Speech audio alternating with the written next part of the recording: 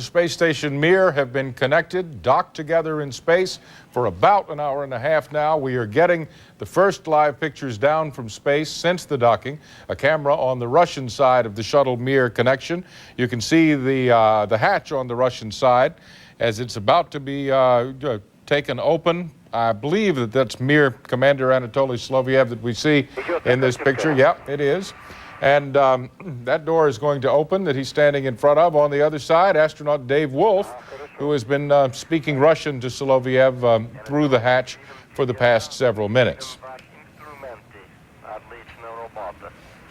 These pictures certainly not up to the standards that you expect to see on CNN or that you normally see from the space shuttle itself. They're coming from the MIR space station. And the MIR space station, as you know, has had some power problems and other technical problems over the past several months. My colleague Jill Dougherty joins us from Russian Mission Control in Korolev, Russia now.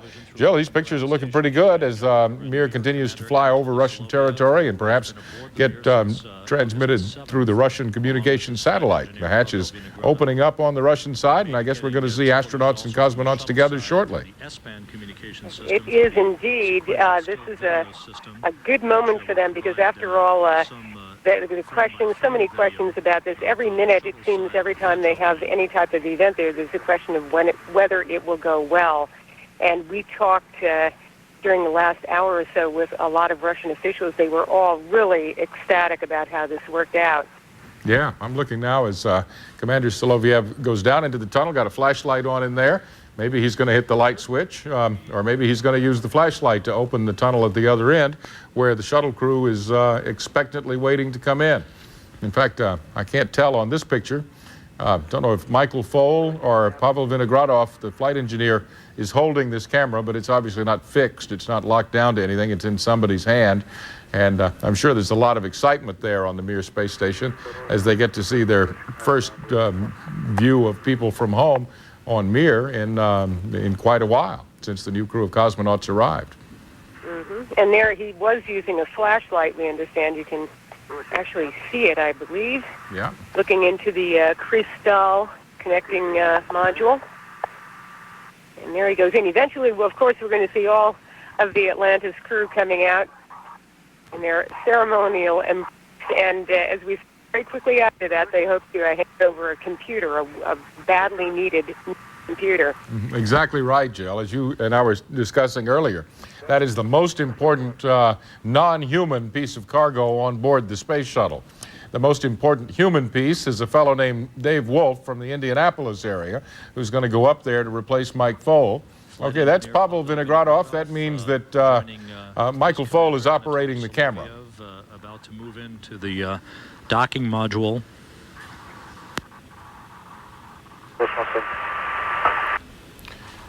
Our viewers have seen pictures on the outside of the MIR shuttle connection all day showing the big orange tunnel that sticks out of MIR and goes over to the shuttle.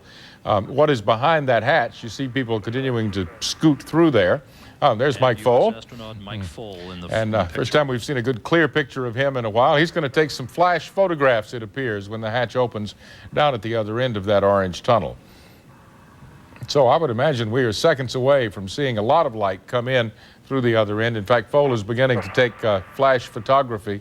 So hopefully this Russian television communication satellite will hold up so we can see it when the door opens. The shuttle won't be back in position to send live pictures down to Earth for about another 42 minutes from now. But anyway, we are seconds away from the hatch opening. There again, some good picture. From the MIR space station, Mike Foale just beyond the hatch. Pavel Vinogradov and Commander Anatoly Solovyev inside the interface, the vestibule. This television being transmitted through Russian ground stations, expected to last about another 9 minutes. On the shuttle side, S-band communications capability exists to provide sequential still video through a frame-by-frame process.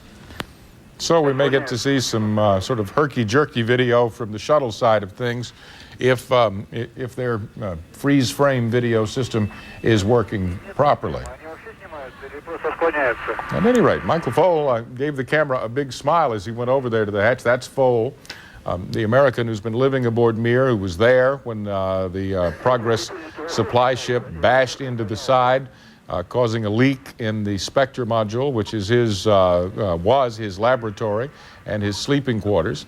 And it looks like the hatch will be opening at any moment. Jill Dougherty, jump back in here with us, if you will. Any change in the sort of business-like but happy atmosphere at Russian Mission Control? Well, they're obviously really happy. In fact, when we talk, saying that there's still, as they put it, 6 busy days ahead. They have to unload a lot of stuff, and then they have another undocking, of course, before they can actually declare the mission a success. And they pointed out that the computer that was fixed was working quite well, but now that they've got the new computer, which we understand, it's almost 100% that they will install it during the link-up between the shuttle and the MIR.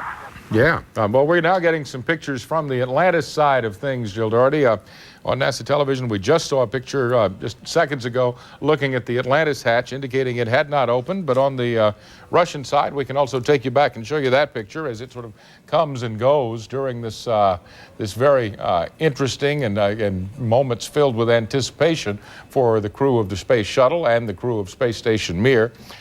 As I say, the picture is not very clear at this moment, but we would like to share it with you.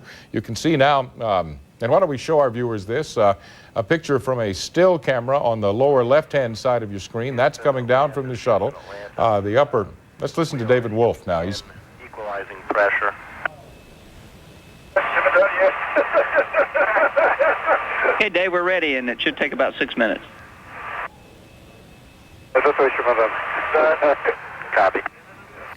David Wolf is walking through this hatch opening event very, very methodically. He knows that after he gets on the Russian space station, it's going to be much less methodical, much less use of checklists than is the case on the shuttle. There you see Pavel Vinogradov, a man distinguishable from his colleagues because he has that Holliman enlarging spot on the back of his head. But at any rate, it looks like it might take another few minutes for the hatch to officially be opened because David Wolf wants to make sure every switch is in the right place and everything is right on the shuttle side before the shuttle crew does, in fact, open that hatch. But you can see the MIR cosmonauts, including Mike Foale, Anatoly Solovyev, and Pavel Vinogradov, are they're looking expectantly down that tunnel, waiting for the shuttle astronauts to do the things that they need to do to open that door. Jill, as you were pointing out, well, you can see Vinogradov is now waving through a small viewing window. Being provided from the MIR space station, Pavel Vinogradov. We talked, John, to Sergei Krikalev just a few minutes ago, cosmonaut, former cosmonaut, and he was saying that these things are always a little nerve-wracking, even though this one went very well and things seem to be under control. There's always a moment of a little bit of nervousness before it actually happens. But, there's Mike Foale again. He seems to smile throughout anything that's going on, and certainly these past 4.5 months for him have been pretty tough with a lot of problems that MIR had, but he always seems to be smiling. Well, he's got a wife and kids at home who are watching this coverage with us, and I'm sure he wants to give them a big grin, let them know his dental work is still in good shape, as he does let them know that he is fine and okay. He's a man of extraordinary intellect and talent, and all the other astronauts that I've talked to who've lived on board the MIR space station say that Foale is probably the smartest one so far. And let's listen. Excuse me. Go ahead, Joe. Been performing some very interesting experiments, and those experiments actually will be continuing, a whole new raft of them that will be done by the new David Wolf, who's going to replace him, and that's one of it'll be the most number of experiments performed by a U.S. astronaut up there. Some very interesting ones coming up. Yeah, Daniel Golden, who is the head of the National Aeronautics and Space Administration in the United States, told me the other day that David Wolf's experiments are going to pave the way for the next astronaut who goes to MIR, where one of the things that they will be doing is growing human breast cancer tumors in the weightlessness of space. And Golden says this may be one of the most fabulous things for medical researchers that's ever been done in space. That is correct, John. They say that on Earth they can only grow them in 2 dimensions, and in space they can grow them in 3 dimensions. There's Pavel Vinogradov joking around a little bit with his ears, getting ready to come out there. And also Michael Foale had one of the most interesting experiments. He was planting seeds and for a mustard plant, and then planting the mustard plant itself, from which they got seeds, the first seeds that actually have been created in space. And what he did then was plant them. So they're going to see how these seeds come out.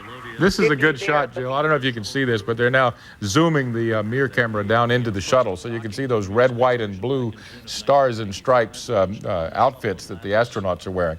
We're going to listen to NASA commentator Rob Navius here in the final seconds before the hatch is opened. U.S. astronaut Norm Thagard and Russian cosmonauts Vladimir Dezhurov and Gennady Strikalov became members of the shuttle crew to return home.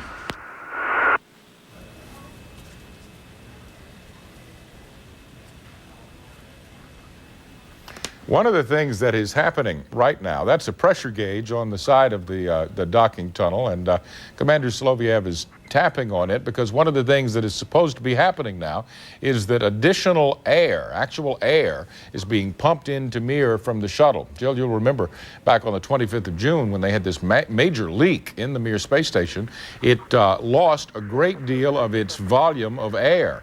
And then they've had to conduct a series of spacewalks where a small amount of air on board MIR was vented into space, and they had no way to resupply the air. So while they have oxygen there and they have a carbon monoxide removal system that is working most of the time, they didn't have very much air to provide air pressure. And so the shuttle is now pumping air into MIR. That's what they have to do to equalize pressure across the airlock. And Vinogradov, as you can see, is tapping the pressure gauge to make sure it is reading the proper reading so that they can go ahead and get the door open and everybody can hug everybody.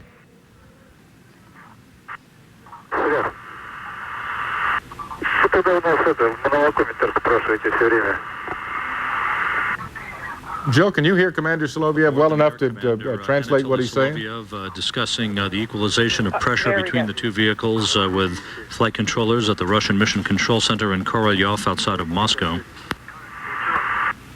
We should be losing the television picture through Russian ground stations shortly. We will transition over to the shuttle video through the S-band communication system and the sequential still video that will be available frame by frame at the time of hatch opening. KU band capability will not exist, however, for a while until about 5:13 Central Time this afternoon, permitting us to provide a replay in analog television of the shuttle hatch opening and greetings between the crew members. No TV from NASA for about another 25-30 minutes. And it's possible that the Russian TV pictures that we are seeing right now are going to go away pretty soon. Might be that they're going to go away before the hatch opening. The fact that the shuttle, or the MIR commander, Anatoly Soloviev, continues to tap on that pressure gauge in the docking tunnel is probably not a serious problem, but it is preventing the hatch from opening. I guess ground controllers in Russia and in Houston want to make sure that nothing bad's going to happen when the hatch finally opens, and the fact that that gauge didn't seem to be reading exactly what they expected it to is the reason that the hatch didn't open on schedule about 15-17 minutes ago. Jill Dougherty, jump in here. I'm looking at another picture now that is coming in from NASA television that appears to be a picture or two of the hatch from there. We can look at that, and Jill, you can tell me if you were able to translate anything that Soloviev was saying to the ground about that the valve and the pressure equalization problem. That's about all I could pick up from that, John, that they were discussing it back and forth. I couldn't glean whether it was a serious problem or not a serious problem, or whether they just have to wait a little bit.